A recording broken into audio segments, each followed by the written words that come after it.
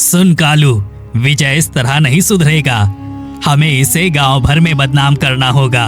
लेकिन मालिक, हमें करना क्या होगा? करना क्या है? हम गांव के मंदिर में रखा सोने का कमंडल चोरी करके विजय के घर में छिपा देंगे और फिर चोरी का सारा इल्जाम विजय के ऊपर डाल देंगे। इस तरह से पूरे गांव में विजय की बदनामी हो जाएगी। जादुई परी, जिसे तुम ढूंढ रही हो वो कोई सच्चा इंसान नहीं, बल्कि वो हमारे गांव का सबसे बड़ा चोर है। उसने कुछ दिन पहले ही मंदिर से कमंडल को चुराया था। रामपुर गांव में विजय नाम का एक गरीब लकड़हारा अपनी पत्नी मीरा के साथ पुरानी सी झोपड़ी में रहता था। उस जगह के आसपास ना कोई घना जंगल था, ना ही अच्छी लकड़ी के पेड़। लेकिन फिर भी विजय रोज कई कोस दूर जंगल में लकड़ी काटने जाता था। सुनो जी, आपको लकड़ियाँ काटने के लिए दूर जाना पड़ता है, फिर आपको आने में भी दोपहर हो जाती है। बीच रास्ते में आपको भूख लग जाती होगी। मैं आपके गमछे में कुछ कमल गट्टे और चुरा कर रख देती हूँ। हाँ मीरा, क्या करूँ? हमारे आसपास कोई जंगल ही नहीं है जहाँ से मैं लकड़ियों की पूर्ति कर सकूँ। हाँ जी, और दूर जाके भी थोड़ी बहुत लकड़ियाँ मिल पाती हैं। ना जाने ऐसे कब तक हमारे घर का गुजारा चलेगा। चिंता ना करो मीरा, मैं किसी ऐसे जंगल की तलाश में हूँ जहाँ पर मुझे बहुत सारी लकड़ियाँ मिल जाए। भगवान ने चाहा तो मेरा ये सपना जल्द ही पूरा हो जाएगा। कुछ देर बाद विजय अपनी पुरानी कुल्हाड़ी लेकर घर से निकल जाता है। कई घंटे पैदल चलने के बाद वो एक सुनसान डरावनी जंगल में पहुंचता है, जहां चारों ओर सन्नाटा था। अरे, ये कैसा जंगल है? यहाँ तो चारों तरफ पक्षियों की चू तक सुनाई नहीं पड़ती। और ये सभी पेड़ आधे कटे हुए क्यों हैं? खैर, आज इन कटे पेड़ों को काट कर ही कुछ लकड़ियाँ इकट्ठा कर लेता हूँ। फिर विजय राहत की सांस लेकर वहीं लकड़ियाँ काटने लगता है, लेकिन उसकी कुल्हाड़ी बार बार फंस जाती है और ठीक से काम नहीं करती। अब तो ये कुल्हाड़ी भी धोखा देने लगी है। क्यों नहीं कुल्हाड़ी, किस्मत ने तो मुझे परेशान कर रखा है, अब तू भी मुझे परेशान करना चाहती है। रुक, अभी बताता हूँ तुझे। अब विजय गुस्से में उस कुल्हाड़ी से कटे पेड़ पर पूरी ताकत से वार करने लगता है। तभी वो कुल्हाड़ी उसके हाथ से छूट जाती है और एक पुराने काले पेड़ से जाकर टकराती है। इसके बाद जो हादसा हुआ उसने विजय के होश उड़ा दिए। अचानक उस पेड़ से खून बहने लगा। फिर विजय उस पेड़ के पास जाता है और डर के मारे पीछे हट जाता है। ये कैसे हो सकता है? पेड़ से खून? अभी विजय अपने विचारों में ही खोया था कि तभी पेड़ के सामने एक चमकदार रोशनी होती है और वहाँ एक परी प्रकट हो जाती है। अचानक से परी को देखकर विजय की डर के मारे हालत खराब हो जाती है। डरो मत विजय, मैं कोई भूत नहीं बल्कि एक परी हूँ। मैं इस पेड़ में कई सालों से श्राप के कारण कैद थी। परी? मैं समझ नहीं पा रहा, आपने मुझे नाम से कैसे पुकारा? विजय, मैं तुमसे और तुम्हारी सच्चाई से अच्छी तरह परिचित हूँ। आज तुम्हारी कुल्हाड़ी ने मेरे श्राप को तोड़ दिया है। लेकिन परी, मैं तो बस लकड़ी काट रहा था, ये सब तो संयोग था। हाँ विजय, लेकिन मेरे श्राप का तोड़ कोई सच्चा और ईमानदार व्यक्ति ही कर सकता था। तुमने ना केवल मेरा श्राप खत्म किया है, बल्कि तुमने मुझे एक नया जीवन दिया है। इसलिए मैं तुम्हें एक छोटा सा उपहार देना चाहती हूँ। अब परी अपने हाथों में एक सुनहरा मटका प्रकट करती है, जो तेज रोशनी की तरह चमक रहा होता है। इसे अपने पास रख लो विजय, ये मटका जादुई मटका है। इसमें इतना सोना और चांदी है कि तुम्हें अब कभी भी तकलीफ नहीं होगी। इस मटके की खास बात ये है कि ये मटका केवल तुम ही और तुम्हारी पत्नी को ही दिखेगा, जिसकी वजह से इस मटके की कोई भी चोरी नहीं कर पाएगा। आपका बहुत बहुत धन्यवाद परी, जो आपने मेरे हाल को समझा। लेकिन मैं इस मटके का क्या करूँगा? मैं तो बस अपना पेट पालना चाहता हूँ। विजय, तुम्हारी ये सोच तुम्हें इस उपहार के योग्य बनाती है। अब इसे लेकर तुम अपने घर लौट जाओ। और हाँ, कोई तुम्हारे बारे में कुछ भी कहे, लेकिन तुम लालच मत करना। अगर तुम्हें कोई परेशानी हो तो तुम यहीं पेड़ के पास आकर मुझे पुकार लेना, मैं तुम्हारे सामने प्रकट हो जाऊंगी। अपनी बातें पूरी करने के बाद परी गायब हो जाती है और विजय ध्यान से मटका उठाकर अपनी झोपड़ी की ओर रवाना हो जाता है। कुछ देर बाद वो अपने घर पहुंचता है। ये कैसा मटका है जी? आप इतनी जल्दी क्यों लौट आए और अपने साथ ये क्या लाए हैं? मीरा, आज जंगल में कुछ ऐसा हुआ जो मैं सोच भी नहीं सकता था। ऐसा क्या हुआ जी? आप ठीक तो हो ना? हाँ, मैं बिल्कुल ठीक हूँ। अब जो मैं बताने जा रहा हूँ उस पर भरोसा करना थोड़ा मुश्किल होगा। अब विजय मीरा को वो सब विस्तार से बताता है जो जंगल में घटित हुआ था। फिर मीरा मटका देखते ही हैरान हो जाती है, पर उसके चेहरे पर एक राहत की मुस्कान होती है। लगता है भगवान ने हमारी सुन ली, लेकिन हमें इसे देखकर किसी भी तरह का लालच नहीं करना चाहिए। हाँ मीरा, परी ने भी मुझे यही समझाया था। हम इस खजाने का कभी भी दुरुपयोग नहीं करेंगे, बल्कि इसके बदले गांव भर की भलाई करेंगे। विजय और मीरा के जीवन में अब बड़ा बदलाव आ चुका था। उनके पास जादुई मटके से इतना धन था कि अब वो आराम से जी सकते थे। लेकिन विजय ने ना तो अपनी सादगी छोड़ी, ना मेहनत करना बंद किया।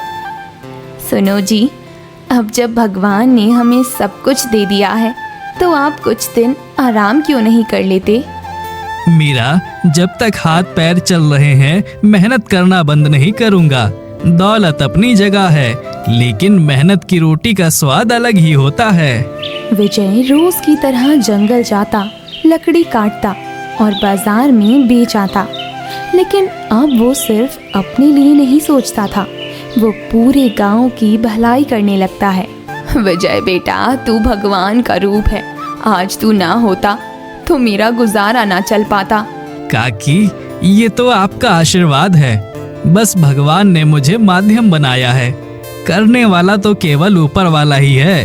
अब विजय अनाथ बच्चों को कपड़े, किताबें और खिलौने दिलवाता और हर जरूरतमंद की मदद करता। पूरा गांव उसे गरीबों का सहारा मानने लगा था। उधर गांव का जमींदार विजय से जलने लगा था। वो खुद को सबसे ताकतवर समझता था, लेकिन अब उसकी इज्जत कम हो रही थी, क्योंकि सभी लोग केवल विजय की ही बात करते रहते थे। सब लोग उस लकड़हारे के नाम की माला जपते हैं, कोई मेरी इज्जत नहीं करता। एक दिन जमींदार विजय को गांव में मिलता है। सुन विजय, बहुत हो गया ये गांव सेवा का नाटक। अब तुझे गांव वालों की मदद करना छोड़ना होगा। अगर तूने गांव के लोगों की मदद करना बंद नहीं किया तो अंजाम अच्छा नहीं होगा। मालिक, मैं भी कभी गरीब था। मुझे अच्छे से पता है कि पेट की आग और बेबसी क्या होती है। जब भगवान ने मुझे देने लायक बनाया है तो लोगों को दान करने में मुझे क्या हर्ज होगा। मैं तो बस गांव वालों की भलाई चाहता हूँ। तू भूल गया कि तू कौन है? नहीं मालिक, मुझे अच्छे से याद है। मैं वही हूँ जो कभी एक वक्त की रोटी को तरसता था, लेकिन अब मैं गांव वालों को उस गरीबी में नहीं छोड़ सकता। सोच ले विजय, अगर तूने मेरी बात नहीं मानी तो तुझे इसका अंजाम भुगतना पड़ सकता है। जमींदार गुस्से में वहां से चला जाता है, लेकिन विजय अपने कर्मों से पीछे नहीं हटता। विजय अब भी रोज जंगल जाता, कुल्हाड़ी उठाता, पसीना बहाता, लेकिन अब उसका मकसद सिर्फ लकड़ी बेचना नहीं, लोगों को ये दिखाना है कि दौलत आने के बाद मेहनत बंद नहीं करनी चाहिए। अब तक आपने जो भी किया है उससे गांव वालों को प्रेरणात्मक सीख मिली है। लोग सहयोग पाकर भी मेहनत करना नहीं छोड़ रहे हैं। हाँ मीरा, मुझे गांव वालों को सीख देनी थी ताकि कोई भी अपने काम को ना छोड़े। गांव में अब सिर्फ विजय का नाम ही नहीं, उसकी मिसालें भी दी जाने लगी थी और यही उसकी सबसे बड़ी दौलत बन चुकी थी। समय बीतता गया, जमींदार को विजय की बातें बुरी लगने लगी थी। उसे डर था कि अगर विजय की इज्जत ऐसे ही बढ़ती रही तो उसकी कोई नहीं सुनेगा। फिर एक दिन जमींदार ने चाल चली और गुपचुप अपने गुंडों को विजय के पीछे भेजा।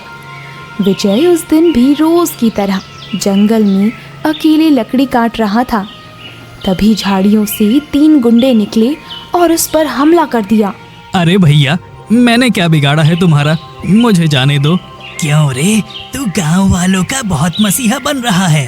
तू सोचता है कि गांव वालों को उपहार देकर तू गांव भर में चर्चित हो जाएगा। आज हम तेरा वो हाल करेंगे कि तुझे गांव वालों की भलाई करने लायक नहीं छोड़ेंगे। हाँ, जरूर जाने देंगे, लेकिन जब तू जाने लायक बचेगा तब ना। अब विजय डर के मारे परी के पास जंगल की तरफ भागता है ताकि वो गुंडों से खुद का बचाव कर सके। कुछ देर बाद जब वो उसी जंगल में पहुंच जाता है, तभी उसे गुंडों ने घेर लिया। फिर तीनों गुंडे विजय को लाठी से पीटने लगते हैं। फिर विजय जमीन पर गिर पड़ता है और तीनों गुंडे वहां से भाग जाते हैं।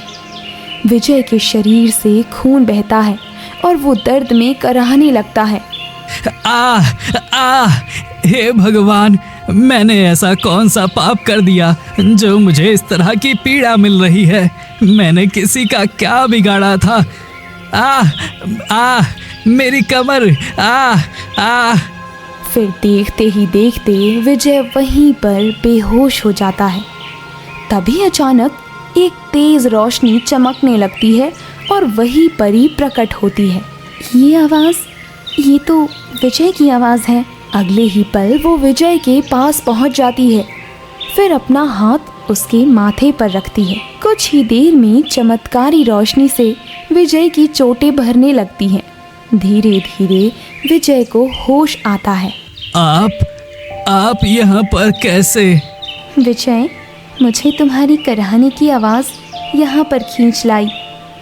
तुमसे जुड़ी हर पीड़ा मुझे महसूस होती है। इस जंगल में किसी भी सच्चे इंसान के लिए मैं सदैव खड़ी रहती हूँ। फिर विजय उठकर बैठता है। उसकी आंखें भीगी थी। आपने आज मेरी जान बचाई है। मैं आपका ये एहसान कभी नहीं भूलूंगा। फिर परी मुस्कुराती है और अदृश्य हो जाती है। विजय फिर से गांव लौट आता है और रोज की तरह लोगों की मदद में जुट जाता है। ये देखकर जमींदार का गुस्सा और भी भड़क गया। अब उसने एक और चाल चली। सुन कालू, विजय इस तरह नहीं सुधरेगा।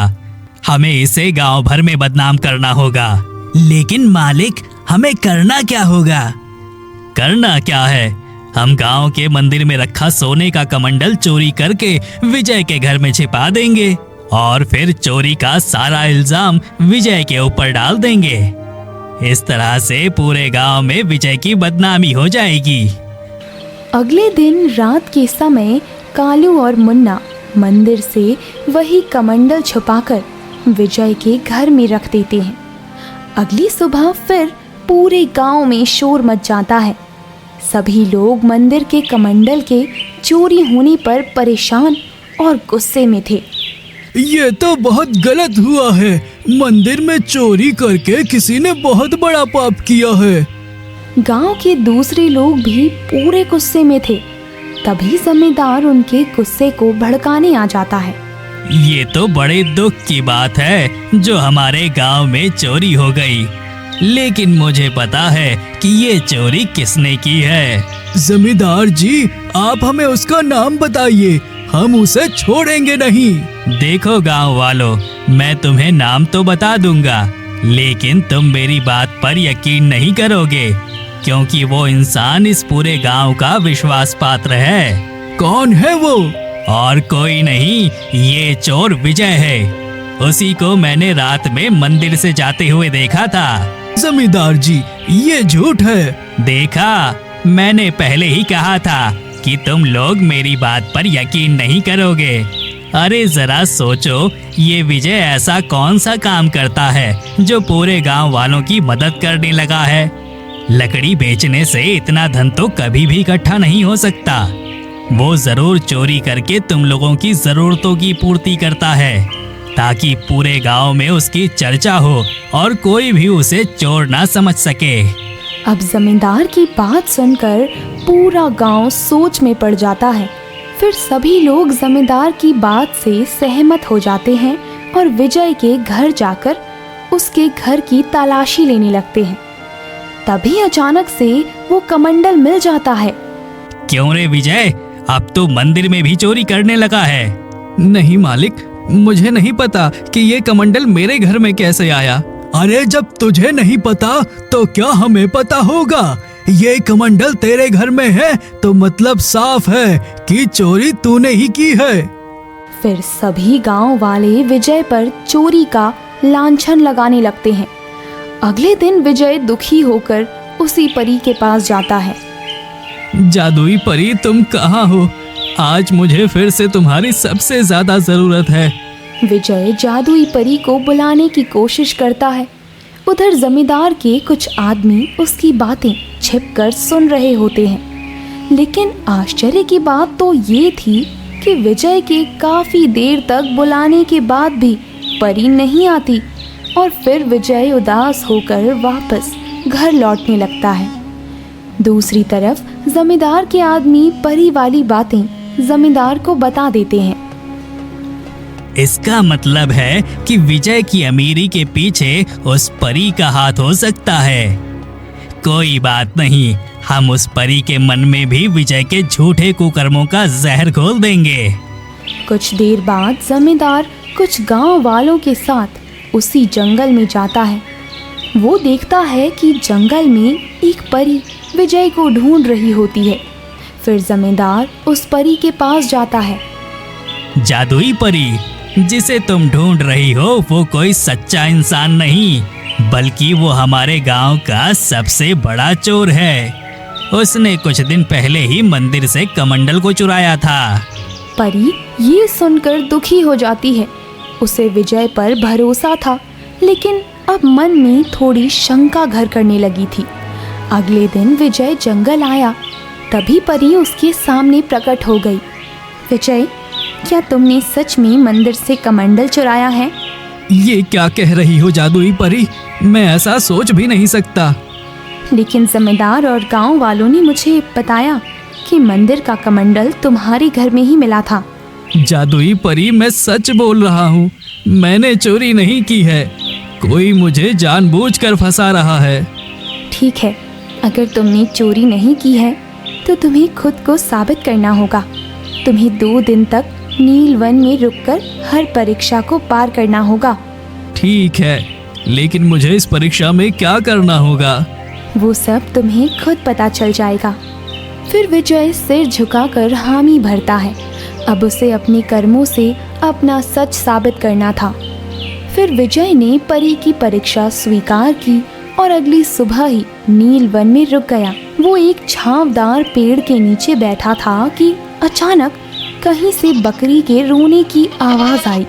ये कैसी आवाज है? इस सुनसान जंगल में किसी जानवर की दर्द भरी आवाज। मुझे चलकर देखना होगा। कुछ देर बाद वो आवाज की दिशा में दौड़ता है और देखता है कि एक बकरी इंसानों जैसी आंखों से आंसू बहा रही थी। अरे, तुम रो क्यों रही हो? विजय की बात सुनकर वो बकरी इंसानों की आवाज में बोलने लगती है, जिसे देखकर विजय चौंक जाता है। मेरे बच्चे को एक शेर पकड़कर ले गया है। मैं कुछ नहीं कर पा रही। कृपया मेरी मदद करो। मेरे बच्चे को बचा लो। चिंता मत करो बकरी, मैं तुम्हारे बच्चे को कुछ नहीं होने दूंगा। विजय बकरी के साथ उसी दिशा में जाता है जहाँ शेर रहता था।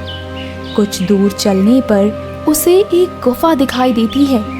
वहाँ शेर बैठा होता है और पास में बकरी का बच्चा कांप रहा होता है।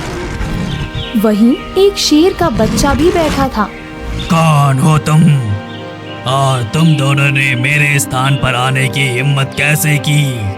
हे जंगल के राजा, मैं यहाँ पर जानबूझकर नहीं आया हूँ। तो फिर तुम यहाँ क्यों आए हो? मुझे यहाँ आने में डर तो लगा था, लेकिन किसी माँ की ममता ने मुझे मजबूर कर दिया। शेर थोड़ी देर शांत हो जाता है। तभी विजय शेर के बच्चे की ओर देखता है। बेटा सोचो, अगर तुम्हारी माँ को कोई उठा ले जाए तो तुम्हें कैसा लगेगा? शेर का बच्चा कुछ पल सोचता है, फिर उसकी आंखें नम हो जाती हैं। माँ, हमें ये नहीं करना चाहिए।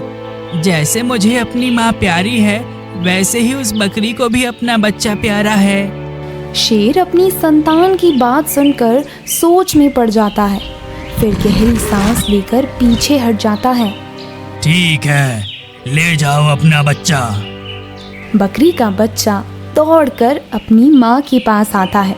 दोनों खुशी से रोने लगते हैं। विजय भी भावुक होकर मुस्कुरा देता है।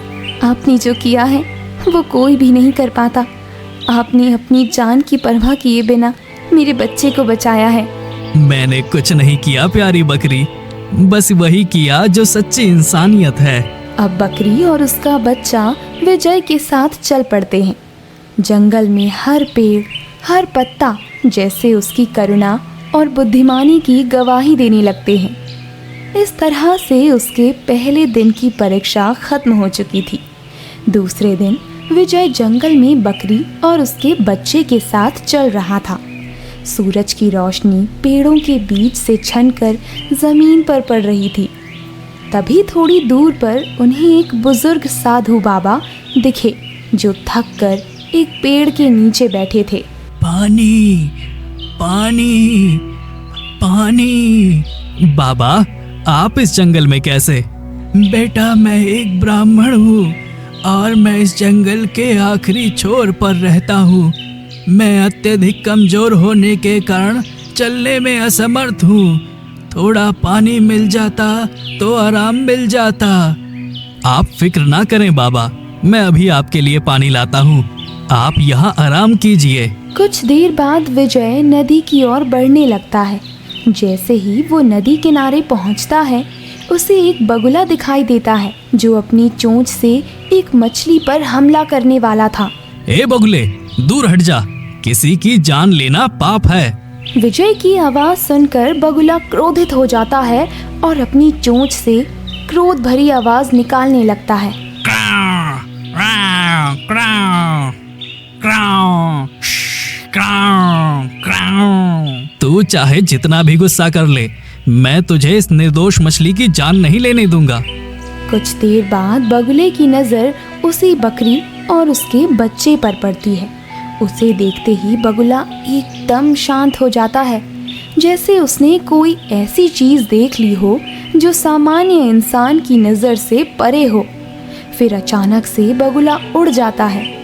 अब मछली कांपती हुई किनारे पर रह जाती है। कुछ देर बाद मछली इंसानी आवाज में बोलती है, आपने मेरी जान बचाई है, आपका बहुत बहुत धन्यवाद। अगर आज आप ना होते तो मैं मृत्यु लोक में जा चुकी होती। कोई बात नहीं सुनहरी मछली, इंसानियत का धर्म हमें सिखाता है कि दुख में किसी बेसहारा की मदद करना पुण्य का काम होता है, जिसका फल इंसान को एक ना एक दिन जरूर मिलता है। हाँ पथिक, आपका कथन 100% सत्य है। आपके कर्मों से प्रसन्न होकर मैं आपको ये कमंडल प्रदान करती हूँ। ये कमंडल तुम्हारे बुरे वक्त में साथ देगा। इस कमंडल की कृपा पात्र से तुम्हारे घर में किसी चीज की कभी कमी नहीं रहेगी। इसे अपने पास रख लो। लेकिन तुम इंसानों की तरह कैसे बोल रही हो? ये प्रकृति का रहस्य है, पर तुमने जो किया वो इंसानियत से कहीं ऊपर था। विजय हाथ जोड़ता है और मछली पानी में लौट जाती है। वो कमंडल उठाता है और वापस साधु बाबा के पास आता है। लीजिए बाबा, ये स्वच्छ जल ग्रहण कर लीजिए। विजय कमंडल से बाबा को पानी पिलाता है। फिर बाबा आशीर्वाद देते हैं। सब कुछ शांत था। तभी अचानक जोरदार आंधी चलने लगती है। फिर तेज हवा में विजय का हाथ फिसल जाता है और नीचे कमंडल गिर जाता है। उसका जल बकरी और उसके बच्चे पर गिरता है। फिर एक चमत्कार रोशनी होती है और जब सब शांत होता है तो सामने एक सुंदर रानी और एक छोटा राजकुमार खड़े होते हैं। ये कैसा चमत्कार है? विजय, एक श्राप के कारण हमें ये रूप मिला था, लेकिन अब हम माँ और पुत्र दोनों श्राप से मुक्त हो चुके हैं। आपकी करुणा और मदद ने हमें मुक्त कर दिया। लेकिन ये सब कैसे हुआ? विजय, ये सब कमंडल में मौजूद पवित्र जल के स्पर्श से संभव हो पाया है। महारानी, ये तो चमत्कार हो गया। हाँ विजय, और इस श्राप के खत्म होने की वजह सिर्फ तुम हो, क्योंकि हमारे पाप का उद्धार केवल एक ईमानदार इंसान के हाथों ही लिखा था। दूसरे दिन विजय परी के सामने खड़ा होता है और सब कुछ विस्तार से बताता है। फिर परी विजय की बातें चुपचाप सुनती है। अब उसकी आंखों में पश्चाताप होता है। बहुत अच्छे विजय, तुमने अपनी दोनों परीक्षाएं उत्तीर्ण कर ली हैं। अब तुम मेरी नज़रों में निर्दोष हो। धन्यवाद परी, आपने मेरी सच्चाई को समझा। कुछ देर बाद वहाँ पर 2 सैनिक पहुँच जाते हैं और अपने राजमहल की रानी और पुत्र राजकुमार को पहचान लेते हैं। महारानी, आप यहाँ? राजमहल में राजा और मंत्री ने आपको ढूंढने के लिए हर संभव प्रयास करवाए, लेकिन हम आपको कहीं भी ढूंढ नहीं पाए। सैनिक, हम अपनी गलती की वजह से श्राप में फंस चुके थे, लेकिन विजय की वजह से अब हम पूर्ण रूप से श्राप मुक्त हो चुके हैं। महारानी, आप शीघ्र हमारे साथ चलिए। महाराज आपको देखकर प्रसन्न होंगे। अब रानी, राजमहल और विजय अपनी झोपड़ी में वापस लौट जाते हैं। कुछ दिन बाद जब वही दोनों सैनिक विजय के घर आते हैं तो विजय डर जाता है। विजय, तुम्हें अति शीघ्र राजमहल चलना होगा। महाराज ने तुम्हें बुलावा भेजा है। लेकिन महाराज ने मुझ गरीब को इतने बड़े महल में क्यों बुलाया है? क्या मुझसे कोई गलती हो गई है? ये सब तुम्हें राजमहल में पता चल जाएगा। अभी तुम्हें अति शीघ्र राजमहल चलना होगा। कुछ देर बाद दोनों सैनिक विजय को राजमहल में ले जाते हैं। अब विजय राजा के सामने था। महाराज, मैंने कुछ नहीं किया है। ये सब चमत्कार खुद ब खुद हुआ था। डरो मत विजय, हम तुम्हारे उपकार से प्रसन्न हैं। तुमने हमारी रानी और पुत्र को नया जीवन दिया है। हम तुम्हें बहुमूल्य उपहार देना चाहते हैं, जिसे पाकर तुम्हारे आने वाली पीढ़ियां भी बिना मेहनत के बैठे बैठे खा सकती हैं। महाराज, मैं अपने आने वाली पीढ़ियों को कामचोर नहीं बना सकता। इस उपहार के बदले मुझे कुछ काम दे दीजिए, और दूसरा, मेरे गांव के जमींदार को उचित दंड दिया जाए, ताकि गांव में फिर से किसी निर्दोष को बदनाम ना होना पड़े। अति सुंदर, तो ठीक है, हम तुम्हें अपने राजमहल के बाग में माली का काम सौंपते हैं। तुम पेड़ उगाकर जितनी चाहे लकड़ियां काट कर बेच सकते हो। इसके अलावा हम उस जमींदार को अभी राजमहल के कारावास में बंदी बनाने का आदेश देते हैं। आपका बहुत बहुत धन्यवाद महाराज। इस तरह से एक गरीब लकड़हारे का भाग्य बदल जाता है। अब वो फिर से गांव भर की भलाई करने लगता है और गांव के सभी लोग विजय को सम्मान देने लगे।